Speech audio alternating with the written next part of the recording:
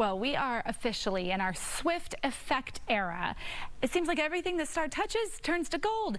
So we have Anne Ahola Ward, who's the co-founder and CEO of CircleClick Media, joining me live now. Anne, good morning to you. We are, I would say, 99.9% sure Taylor Swift is going to make it in time for the Super Bowl, right after her concert in Japan. So a lot of companies are, of course, wanting ad time where you're going to have so many more eyeballs, more than ever before probably, on this game. What does that tell us about her influence, that these companies are willing to spend whatever it takes to get on TV? Absolutely. We're seeing health and beauty advertisers where we haven't before buying Super Bowl ad space. Dove, for example, hasn't advertised for the Super Bowl in nearly 20 years. And has bought an ad. So it's unbelievable how so many different advertisers are coming to the table. I think we're also going to see a surge in viewership. Definitely. I mean, my two girls, I have an almost 13-year-old and a 10-year-old, and they're like, "Mom, it's Taylor!" Like, even if it's just a 5-second cutaway, you know, they get super excited to see her. So she has given the NFL this huge, huge boost. You know, one thing you point out is that authenticity never goes out of style. Is that what we're seeing here? Absolutely. I think Taylor Swift in particular comes across as a genuine person. She has always made time for her fans. She has made it fun for them to follow her. They are in on any jokes that she tells. It's something that is rare, but something that she and her team have pulled off masterfully, especially with their Easter eggs. Like, I wore red lipstick as a shout out to the Swifties here in your audience because that's her favorite color. And it'll go great with the Chiefs red. We know they'll be dressed in their reds on Super Bowl Sunday.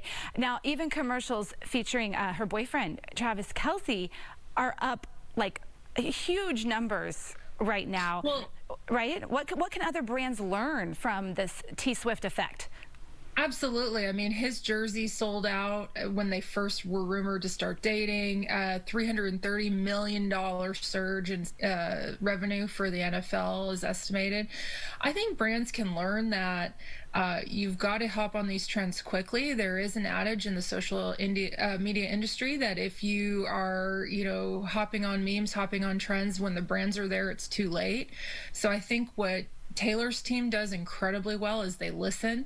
They pay attention, they're monitoring. So I think brands being on top of it, not spending a day talking about what would be funny, getting there in the moment.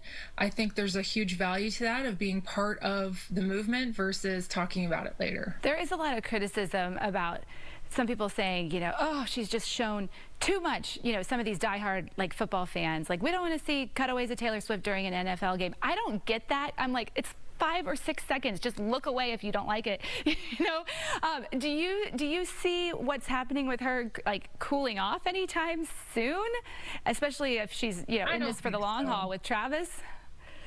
I don't think so. I think that football players, it's a glory story for people watching football, men especially. It's they're into the game, whereas this has sort of made it into more of a love story, and I think that people want to follow that. I think that no one's going to get sick of that in the new expanded audience that Taylor has brought to the table. Yeah, and one thing for sure, the NFL doesn't want to lose any of these new audience members.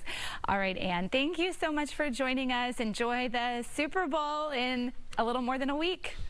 Thank you. You too. All right, Melissa. The big game is almost here. Thanks, Sally. Next.